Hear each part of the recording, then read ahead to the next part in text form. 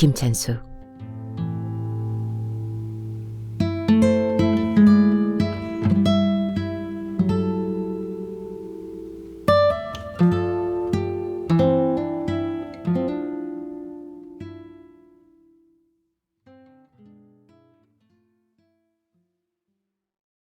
나른한 봄날 오후, 고즈넉한 기와집 담벼락에 장미가 지천으로 피었다. 검붉은 넝쿨 장미는 어쩐지 낡은 집과 어울리지 않아 보였다. 집 옆으로 흐르는 개천의 뿌연 물색은 그 동네 모든 집 하수구에서 흘러나온 생활 찌꺼기 탓일 게 뻔했고, 마주한 오래된 철로에 기차가 지날 때면 지붕의 기와들이 와르르 무너져 내릴 것만 같았다. 녹슨 철제 대문에 쓰인 개조심이라는 붉은 글씨는 장미와 대조적으로 두려움을 자극했다. 칠이 군데군데 벗겨진 데다 어느 누군가의 피로 휘갈긴 듯 괴기스러운 모습이었기에. 그 집으로 6학년 같은 반 친구 우심과 미연이 대문을 밀고 나란히 들어섰다. 그런데 이게 웬일? 옆집 암캐 컹순이가 어떻게 들어왔는지 월남댁이 애지중지하는 늙은 개 곰과 흘레붙어 있었다. 그것들은 서로의 엉덩이를 맞대고 낑낑대다가 그녀들이 나타나자 잔뜩 긴장하여 몸을 사렸다. 어마! 미연인 못 볼 것을 보았다는 듯 기겁을 하며 눈을 가렸다. 우심은 그걸 본 순간 얼굴이 화끈거려 일부러 외면하고 미연의 팔을 이끌어 어서 방으로 들어가려 했다. 그러나 못 이기는 척 따라와 가방을 마루에 내려놓은 미연인 조금 전과는 다르게 한참을 째려보다가 갑자기 담에 세워져 있던 대빗자루를 들고 개들을 찌르기 시작했다. 곰은 줄이 묶여있는 상태여서 빗자루 공격을 피하는데 한계가 있었다. 미연아, 하지마. 그러다 물리면 어떻게 하려고. 너는 개가 씹하고 있는 게 보기 좋니?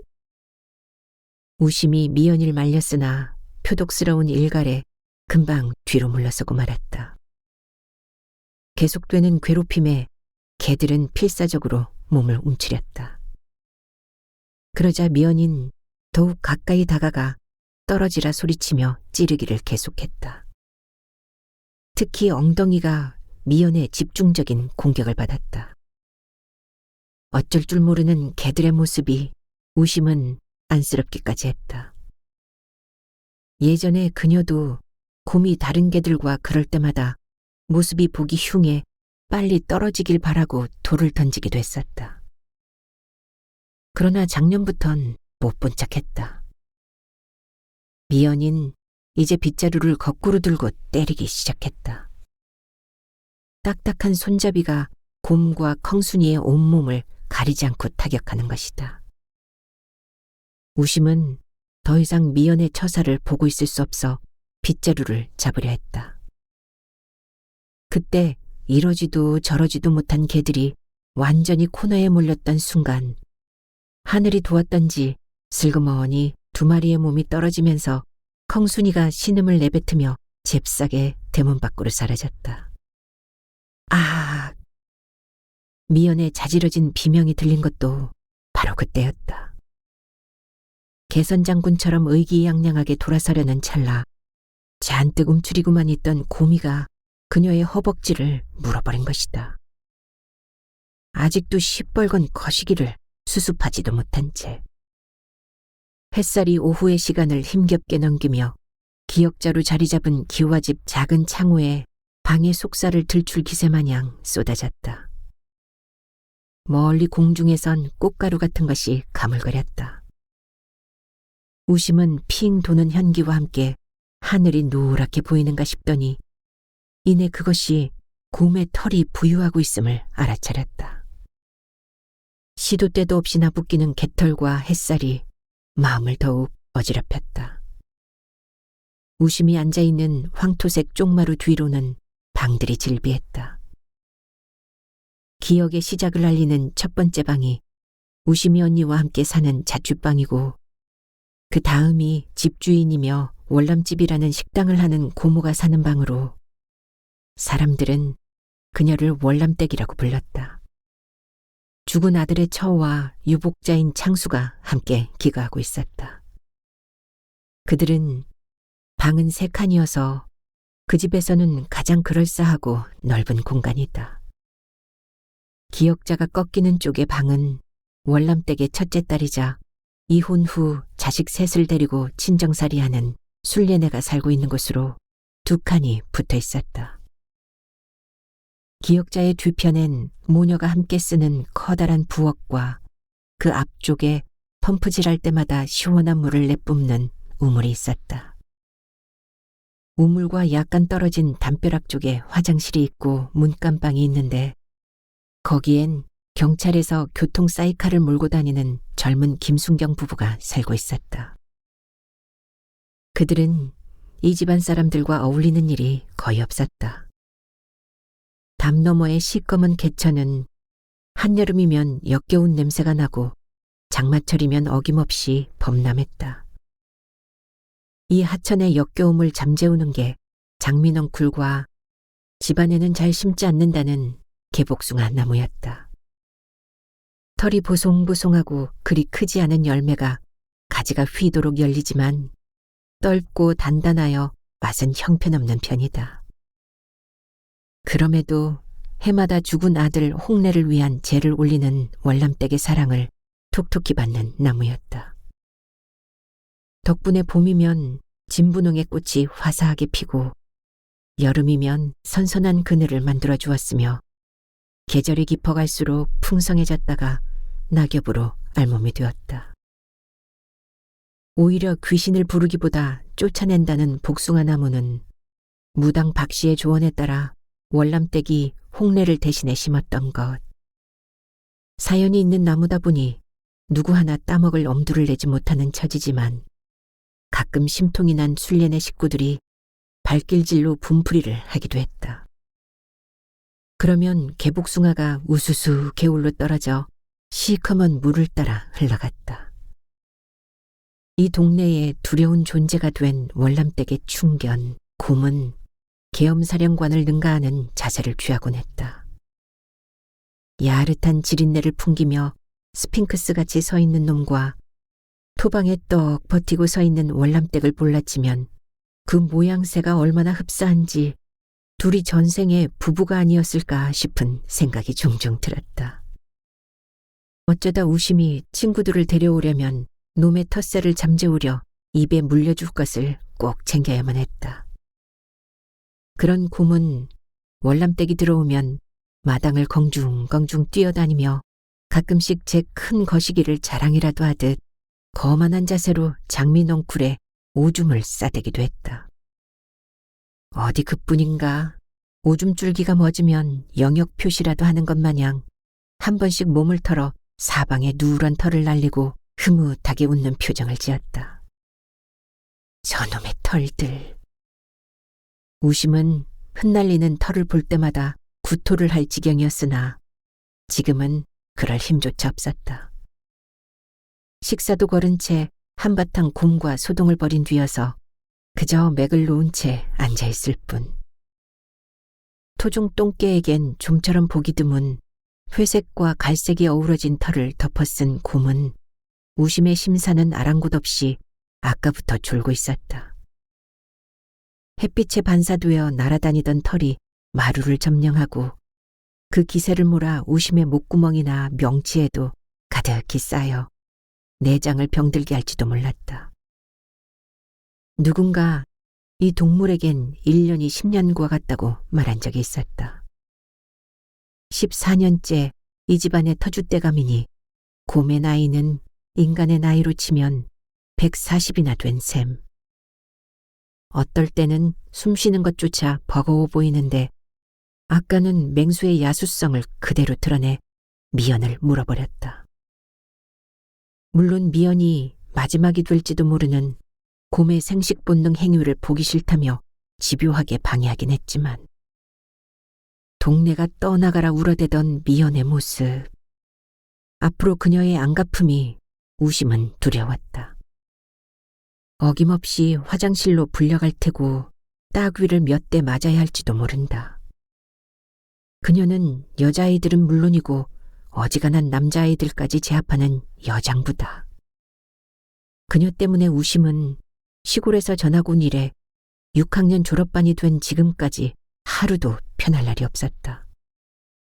비록 분교이긴 하지만 시골에서 제법 공부에 자신이 있던 자신을 촌년 취급하며 괴롭히는 미연. 오늘은 국민교육 헌장 외우기를 도와주어 후한 점수까지 따게 되고 내친 김에 숙제까지 같이 하자며 집으로 데려온 참이었다. 그런데 그런 일이 벌어지고 말았다. 제발 그만 좀 괴롭혔으면 하고 말리려던 순간 컹순이와 떨어져 몸이 자유로워진 곰이 늑대 같은 울음소리를 실어 날카롭고 뾰족한 이빨로 여린 미연의 허벅지를 물어버린 것이다. 우심은 그때 숨이 멎는 듯했다. 간신히 떼어냈을 때 다리에 흐르는 붉은 피와 선명한 이빨 자국. 놈은 쩝쩝 입맛을 다시며 피맛을 제대로 즐기는 듯한 표정이었다. 지난번엔 마루에 편지를 놓고 가던 우편 배달부가 물렸다. 그저 노쇠한 동물에 불과한 표정 뒤에 야수의 본능이 숨어 있었던 것이다.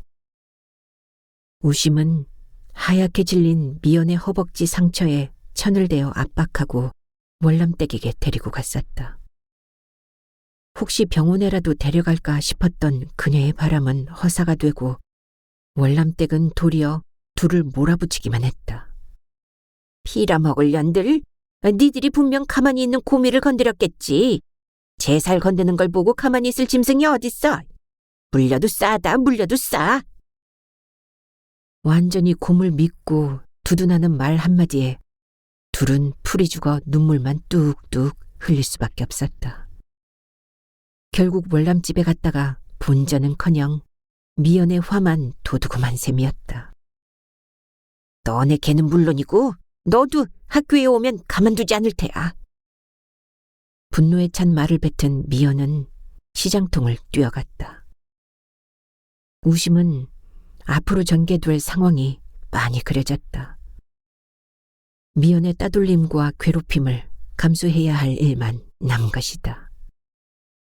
그런 처지에도 가마솥에서는 펄펄 끓는 닭곰탕의 냄새와 궁둥이를 내민 닭고기를 바라보자 몹시 허기가 졌다. 뭘 잘했다고 눈물질이야, 이년아이. 곰이 밥이나 가져가고 오늘 밤 굿 있는 거 알지? 자신은 한 번도 흡족하게 먹어보지 못한 닭곰탕을 냄비에 담아 돌아오는 발길은 무거웠다. 시장 사람들은 활기차 보였지만 시장통을 지나는 일이 길게만 느껴져 차라리 어디로 확 꺼져버렸으면 싶었다. 돌아오는 내내 눈물이 앞을 가리고 자신을 수렁에 빠뜨린 곰의 밥을 챙겨야 하는 현실이 원망스러웠다. 철길에 다다르자 굉음을 내며 사라지는 기차의 뒷공무니가 보였다. 저 기차를 타고 어디론가 떠날 수 있다면 얼마나 좋을까. 이곳이 아닌 다른 곳에 가고만 싶었다. 곰은 밥통에 곰탕을 쏟아붓기 무섭게 허겁지겁 먹어치웠다. 놈은 붉은 혀로 쌀 한 톨까지도 싹싹 핥아먹고는 시근덕대며 그 자리에 벌러덩 누워버렸다. 어느새 곰의 볼썽사나운 거시기는 시뻘건 모습을 감추었다. 점심도 먹지 못한 우심은 자신이 개만도 못한 처지처럼 여겨져 북받쳐 오르는 서러움에 넋을 놓고 계속 앉아있는데 대문이 열리며 월남댁이 경찰과 함께 들어왔다. 경찰 아저씨, 이렇게 묶어놨단 말이오. 괜히 물었겠어요. 분명 그년이 우리 고미를 괴롭혔으니 물었을 것 아니에요. 그렇지, 우심아? 두 사람이 우심을 쳐다보았다. 아무래도 미연의 부모님이 경찰에 신고한 모양이었다. 어떻게 말해야 하나 난감했다. 그녀는 힘없이 고개를 흔들었다. 전현이 왜 말을 않고 저래? 너희들이 고미를 괴롭혔잖아. 아니에요. 아니라고? 내가 안 봤어도 다 알아.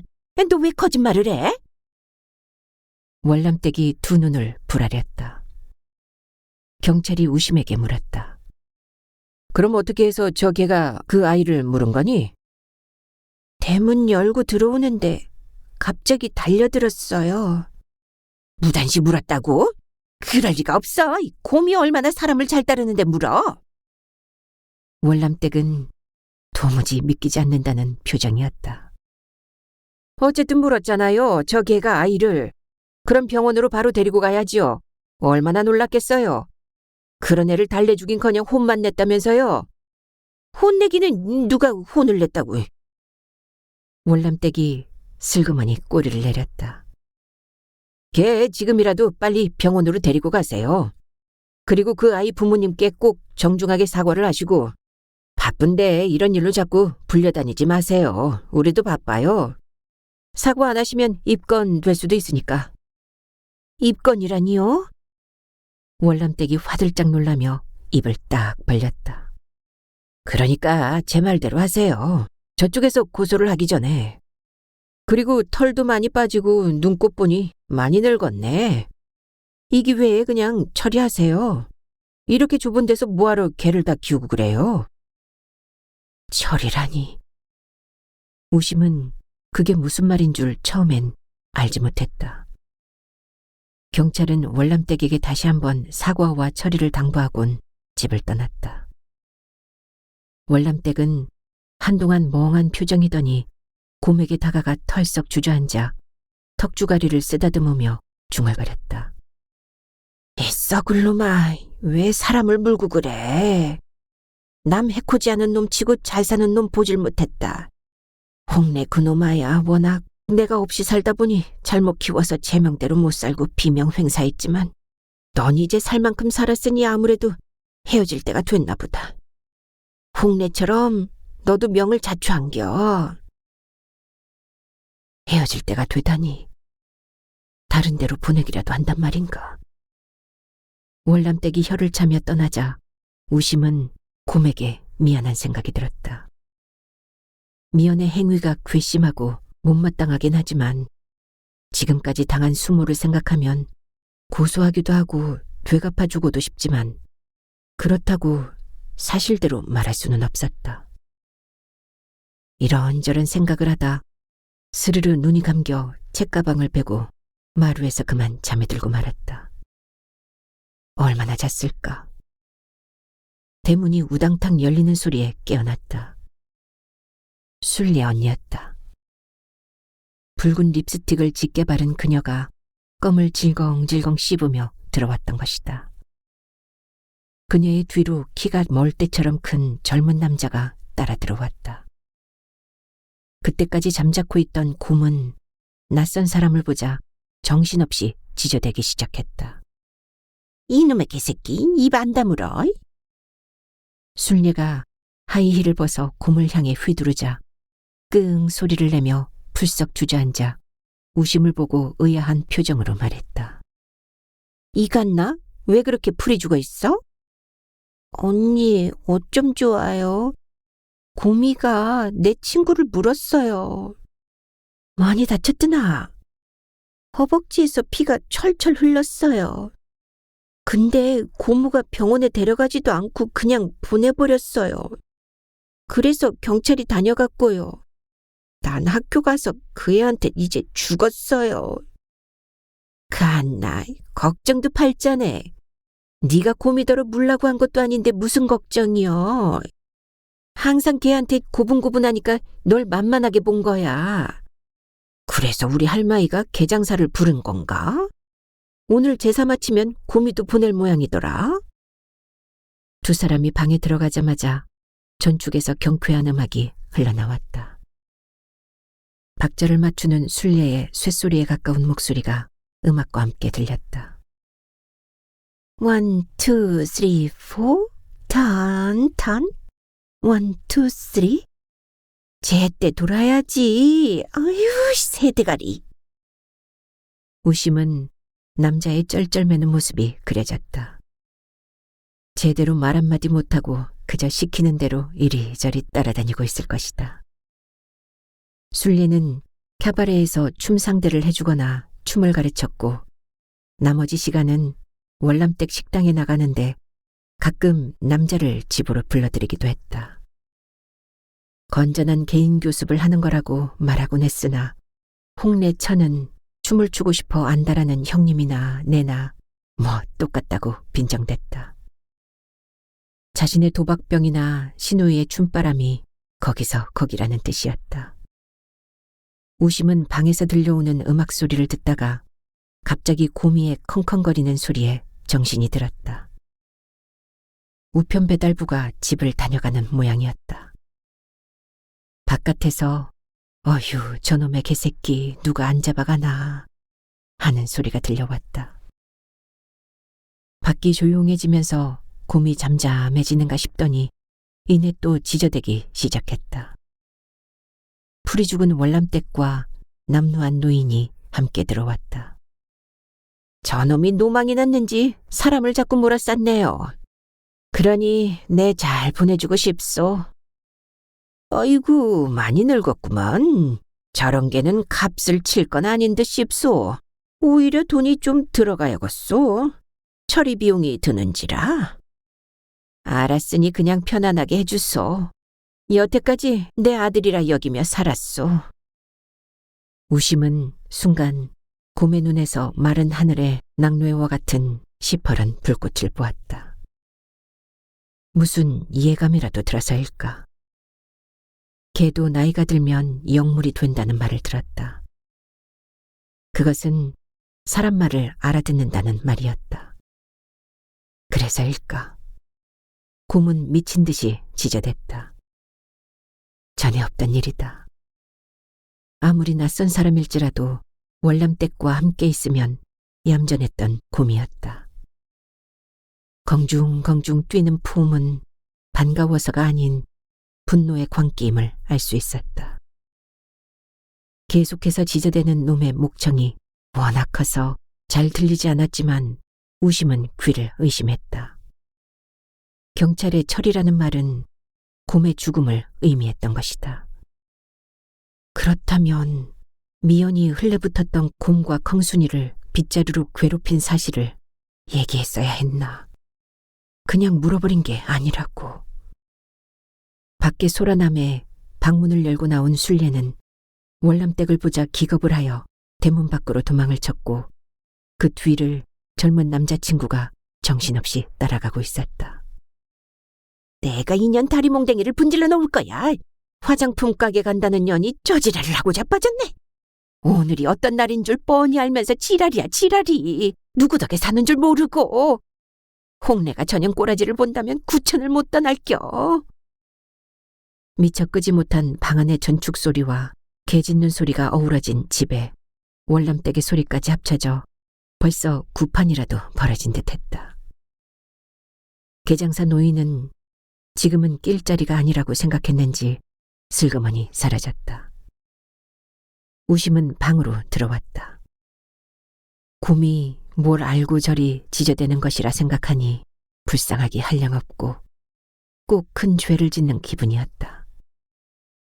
사시사철 내내 몸빼 차림에 머리를 틀어 올려 찌른 녹슨 비녀, 그리고 한 번도 벗지 않은 색바랜 앞치마를 걸친 월남댁이 1년 중 유일하게 흰 한복 차림으로 굿에 정성을 다하는 날이 오늘이었다. 곰과 함께 월남댁에게도 알 수 없는 측은함이 느껴졌다. 곰에 대한 기억이 우심에게 나쁜 것만 있지는 않았다. 아침마다 개주를 잡고 산책을 하며 달리기 시합도 했더랬다. 으슥한 곳을 지날 때는 마음 한구석이 든든하고 안심이 되기도 했었다. 털이 빠지기 전까지는 목욕도 시키고. 밖에서 월남댁에 개 밥통 챙기는 소리가 들렸다. 물을 가져다주는 모양이다. 고마, 그만 짖고 옛다 물이라도 먹어라. 다 때가 되면 가는 기라. 그 영감이 널 잘 보내줄 거구만.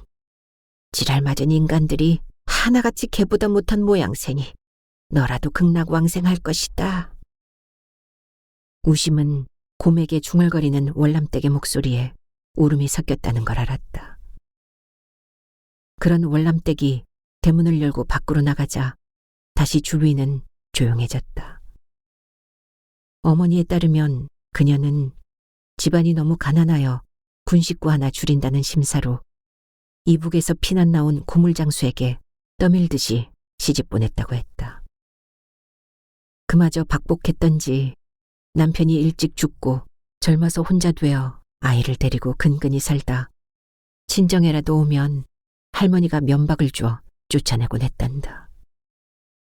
학교를 다닌 동생들과 달리 일자무식인지라 꼼꼼히 자신만의 기호로 표시된 외상장부는 시장통에서 유명했다.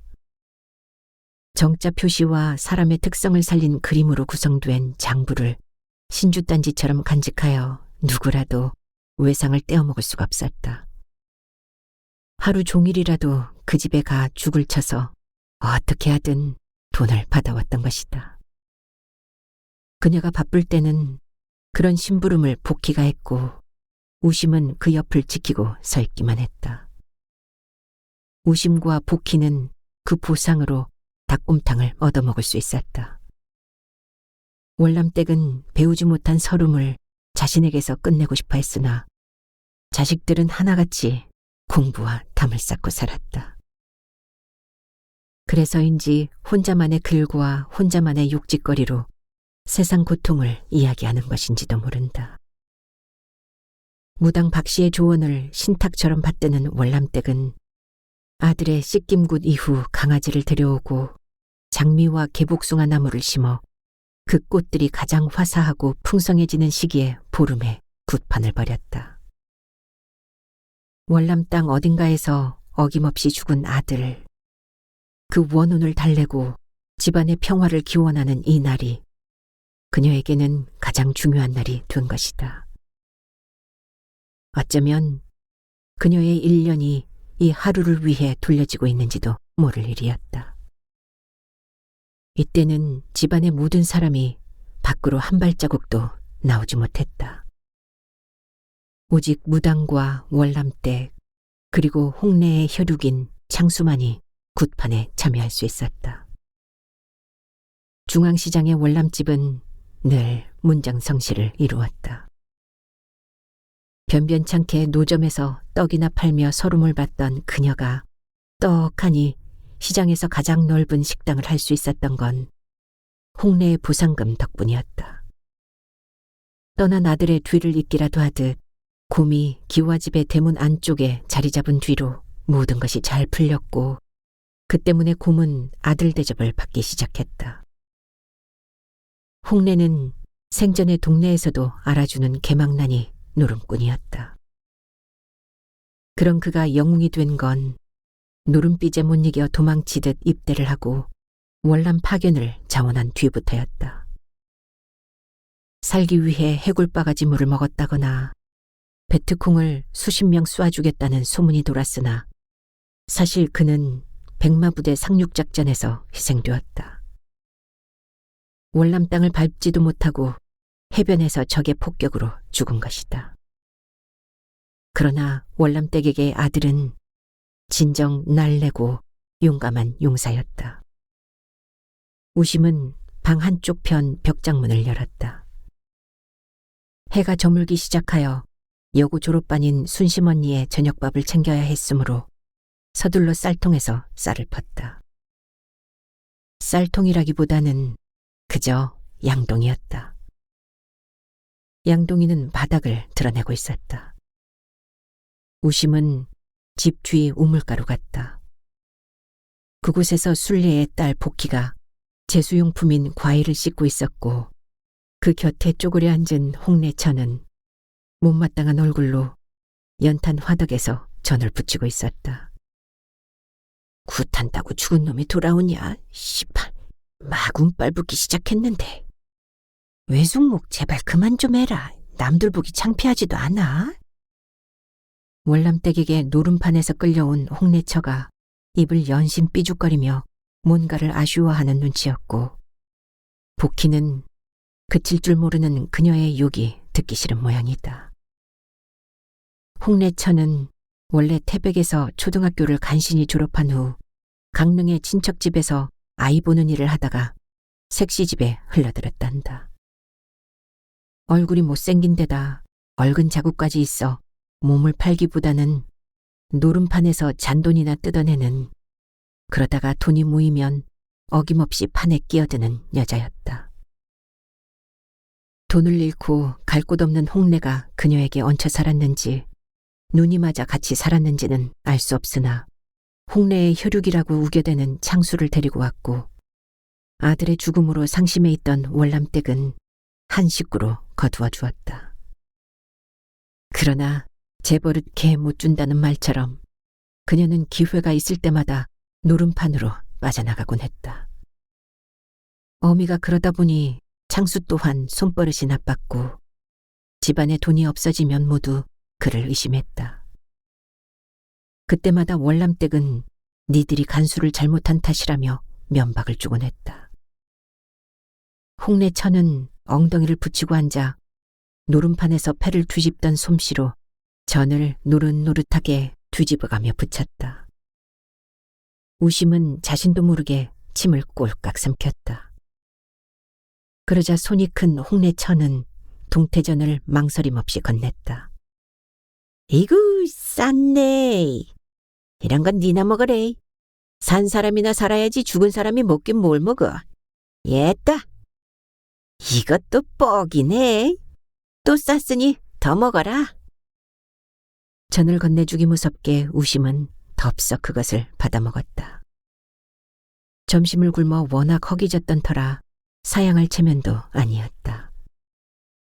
복희는 그런 우심과 홍래철을 빤히 바라보았다. 너 이제 입 부르튼다? 제사 음식 먼저 먹으면 재수없고 부정타게 된다더라. 누가 그래? 참 언니야. 오늘 고미가 내 친구 미연이를 물어버렸다? 그 일 때문에 경찰이 다녀가고 그래서 고모가 고미를 처리한다고 개장사까지 다녀갔다. 그렇게 팔아치우라 해도 꿈쩍도 않더니 별일이네. 그나저나 너 미연이가 곱게 안 넘어갈 텐데 큰일 났다.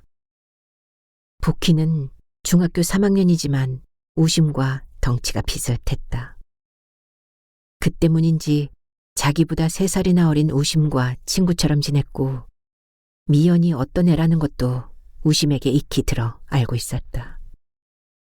둘의 대화에도 아랑곳하지 않고 홍래천은 연신 중얼거렸다. 썩을 놈의 인간, 죽었으면 운빨이라도 몽땅 주고 가지. 애새끼만 싸지르고 지 혼자 가버리면 난 어떻게 살라는겨? 기도빨도 안 받고 운도 안 따르고 빚만 늘어나니 환장하겠구만. 그나마 맞은 배값으로 100만 원 벌었으니 다행인겨. 얼마 전 홍래천은 가출한 지 열흘 만에 얼굴이 다 깨져서 들어왔다. 누구한테 맞았는지 끝까지 입을 다물더니 이제야 제 입으로 실토를 하고 만 것이다. 탄광춘 출신의 여자에서 뼈대가 굵고 맷집도 강해 싸우다가 맞는 걸 예사로 알았다. 새언니가 나 싸움하는 법 좀 가르쳐줘요. 아무래도 내일 미연이에게 맞지만 말고 한번 덤벼볼까 하는데. 싸울 땐 무조건 맞는 게 장땡이여. 그래야 돈을 뜯어낼 수 있거든. 치, 그건 언니 이야기고 친구들끼리요. 어떻게든 그 애를 이겨보려면 어떻게 해야 해요? 그럼 일단 욕을 해. 기선제압을 해야지. 그리고 노려보고 저쪽에서 때리면 죽기 살기로 덤비는 거야. 그럴 때 한껏 몸을 웅크리고 그년의 머리끄댕이를 잡고 죽어도 놓지 마. 끝까지 놓지 마. 여자는 머리끄댕이가 최고고 남자는 불알이 최고야. 머리가 다 빠지더라도 끝까지 놓지 마. 네가 질질 끌려가더라도 놓지 마. 알았지? 제가 그게 되면 우심이가 아니지. 그저 소처럼 여려서 10중 8구 얻어맞기만 할걸. 차라리 싹싹 빌어. 설마 죽이기 야겠냐? 아니야. 여태껏 맞고 살았어. 이젠 덤벼볼 거구만. 그럼 기선제압부터 해야 해. 내게서 욕부터 배워. 쌍갔나, 십갔나, 부디갔나. 어찌 된 게 술래네 가족은 욕 아니면 말이 안 통했다. 그래도 우심은 그 집 식구들이 좋았다. 복희는 우심을 화장시켜주거나 극장에도 데려갔다. 복희와 본 영화는 충격이었다. 주인공 남자가 여자의 가슴을 움켜잡거나 야리야리한 음악과 함께 펼쳐진 정사장면은 숨도 못 쉬게 달뜨게 만들었었고, 혼자 있는 시간이면 자꾸 그 장면이 달려들어 저도 모르게 아랫도리에 손이 갔다. 복희는 키스도 해보았다고 했다. 상대는 옆집 오빠였다. 그 말에 우심은 더 큰 충격을 받았다. 아무렇지도 않게 그런 말을 하는 복희도 이해할 수 없었다. 그런데 우심은 자꾸 그 장면이 그려졌다. 여드름이 무성하지만 키 크고 듬직한 어깨를 가진 옆집 오빠가 복희를 끌어안는 모습이. 그러나 아무리 해도 오빠의 모습은 선명하지 않았다. 요년 전몽을 생긴 것 좀 봐. 술래는 우심의 가슴을 가지고 놀리곤 했다. 막 자라고 있는 젖가슴은 닿기만 하여도 찌르르 아팠고, 이상하게 부풀어 오른 젖가슴은 그저 감추고 싶을 따름이었다. 술래 언니는 순심이나 우심이를 실눈으로 훑어보며 늘 중얼거렸다. 총구석에서 옥수수나 먹었을 것들이 피부는 정말 좋네, 씨발. 나는 하필 우리 아바이 피부 닮을 게 뭐여. 월남댁 피부만 닮았어도 좀 좋아. 한 달에 한 번 이 집안 여자들은 목욕탕을 함께 갔다. 술래네 식구들은 까무잡잡한 피부에다 가슴도 작아 도무지 매력이라고는 찾아볼 수 없었다. 조신하지도 못했다. 그녀들과 목욕하는 건 곤욕이었다. 다리를 쫙 벌리고 누워 때를 밀어주는가 하면 시도 때도 없이 터져나오는 욕짓거리까지 우심은 정말이지 쥐구멍이라도 찾고 싶은 심정이었다. 마사지를 한답시고 시커먼 피부에 우유를 붓는 요란을 떠는 여자들. 특히 복희는 오랑우탄 같다고나 할까. 그런 복희에게 옆집 오빠가 맘을 뒀을 거라곤 도무지 믿기지 않았다. 툭 붉어진 광대뼈, 사각턱, 마른 얼굴, 거기다가 선머슴 같은 말투 어느 것 하나 여자다움이라고는 찾아볼 수 없는데, 육상선수로 전국체전까지 나간 동네의 자랑거리 오빠가 어찌 복희 따위를 염두에 둘 수 있단 말인가. 우심이가 생각에 잠겨있는 동안 홍래처의 굳은 의지가 담긴 목소리가 들려왔다. 나 오늘 구판 끝나면 이 집 들난다. 할매가 창수를 끔찍이 생각하니 잘 키울 거구만. 난 비 때문에 여기 못 살아. 태백으로 갈 참이야. 우리 같은 연예계 살기는 거기가 여기보다 100번 낫지. 복희야, 창수를 친동생처럼 챙겨라. 우심이는 친오빠처럼 따라주고. 내 가끔 오긴 올 거구만. 쌀을 씻은 후 생선을 찜통에 얹은 홍래처의 얼굴에 체념의 빛이 어려 있었다. 저녁이 되자 우심은 배가 사르르 아파왔다. 이제 생각해보니 해질녘 우물가에서 받아먹은 홍래처의 전에서 유상한 냄새가 났었다. 아픈 배를 붙잡고 몇 번이나 화장실을 다녀왔으나 시원하게 나오지도 않았다. 제사 음식을 먼저 먹으면 부정탄다는 복희의 말이 꺼림칙하긴 했지만 워낙 배가 고팠던 탓에 허겁지겁 먹었던 탓이리라. 철길 건너 숲에서 복희는 가끔씩 나타나곤 했다. 어딘가 달떠 있는 그 언니는 휘파람 소리만 나면 환장하며 사라졌다. 우심은 어둠이 깔린 철길 쪽을 바라보았다. 철길은 비밀을 감춘 듯 스산하게 보였지만 한편으론 칸칸이 자신이 모르는 비밀스런 사랑이 쌓여있을 것만 같았다. 학교에서 보게 될 미연의 얼굴도 떠올라 괴로웠다. 정말 붙어볼 생각이 들기도 했다. 피하는 데도 한계가 있고 그렇다고 허구한 날 맞고만 살 수는 없었다. 끝까지 머리끄덩이를 잡고 늘어져 볼까? 내가 가긴 어디로 갈 것인가? 이곳을 피해 다른 세상을 꿈꾸는 것 자체가 비겁한 짓이리라. 그곳이라고 해서 미연이 같은 애가 왜 없겠는가? 낮에 열기를 품은 훈훈한 바람에 왠지 모를 용기가 샘솟았다. 장미가 어둠 속에서 활활 타오르는 듯도 했다. 이제 12시가 되면 이 집안 사람들은 이불 깊숙이 몸을 숨기고 어둠 속에서 찾아오는 영혼을 기다리리라.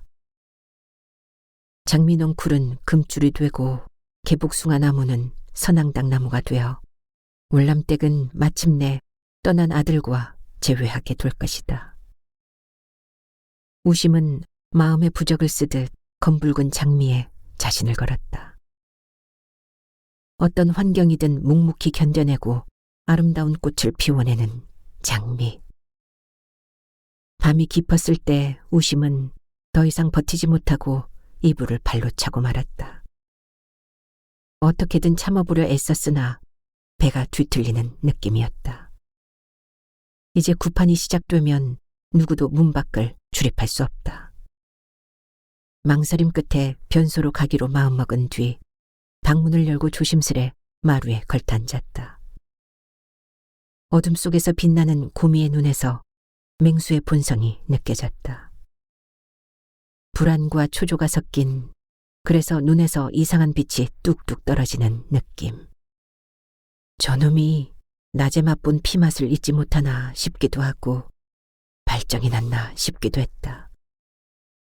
이제 저 눈을 보는 것도 오늘이 마지막이리라. 달빛을 받은 집안은 조용했다. 우심은 살며시 다가가 목줄을 풀었다. 잠시만이라도 자유롭게 해주고 싶었다.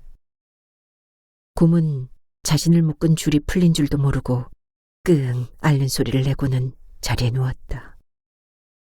우심은 변소로 향했다. 벌써 마당 귀퉁이엔 촛불이 켜져 있고 낮 동안 홍래처가 투덜대며 붙였던 전들과 과실이 제상에 놓여 있었다. 무당 박씨는 우심에게 어서 들어가라는 눈치를 주었다. 박씨가 선무당인 것은 순례로부터 귀가 따갑게 들었지만 오늘만큼은 제법 영험해 보였다. 쌀이나 엽전을 던져 점괘를 내는 박씨지만 월남댁의 주머니에서 뭉칫돈을 꺼내는 유일한 점쟁이였으니 남들이 모르는 신통력이 있는지도 몰랐다. 이제 주인공만 도착하면 제사가 시작될 판이었으나 우심은 여전히 편안하지 않은 배를 움켜잡고 있었다. 시원하게 설사라도 했으면 좋으련만 그저 사르르 아파올 뿐이었다. 한번 방으로 들어가면 나올 수 없으므로 조금만 더 하다가 덜커덩 대문 열리는 소리를 들었다. 하얀 소복의 월남댁이었다. 이제야 식당 문을 닫고 온 것이다. 에이구, 이 종자들은 항상 변소불을 켜놓는다니까. 기척을 내기도 전 야속하게도 전등이 꺼지고 말았다. 우심은 어둠 속에서 하염없이 자유롭게 해주고 싶었다. 달빛이 비추기는 했으나 좁은 변소 안 어둠은 모든 것을 잠식할 기세로 물러서지 않았다. 할 수 없이 문을 살짝 밀자 바깥의 불빛이 선명하게 새어들어왔다. 문틈으로 눈에 들어온 건 장미넝쿨. 꽃의 거무죽죽한 핏빛이 요사스럽고 개복숭아 나무 밑 제상 앞에는 촛불이 군데군데 밝혀져 있었다. 굿이 시작되었다. 애당초 나갈 기회를 놓친 우심은 열린 문틈으로 비집고 들어오는 창수의 어정쩡한 모습과 무당의 춤사위와 징소리 외에도 월남댁의 쉴 새 없이 움직이는 입술과 끝없이 비벼대는 두 손을 보았다. 무엇을 그리 간절히 빌고 있는 걸까? 참, 참 복도 지지리도 없는 여자라고 하던 엄마의 말이 생각나자 그녀에 대한 한 줄기 연민이 솟구쳤다. 징이 연달아 울리고 무당의 목소리가 다른 이의 목소리로 바뀌었을 때 갑자기 어둠 속에서 바람을 가르며 솟구치는 물체가 있었다. 이윽고 늑대 울음과도 같은 포효와 찢어질 듯한 무당의 비명이 동시에 들렸다.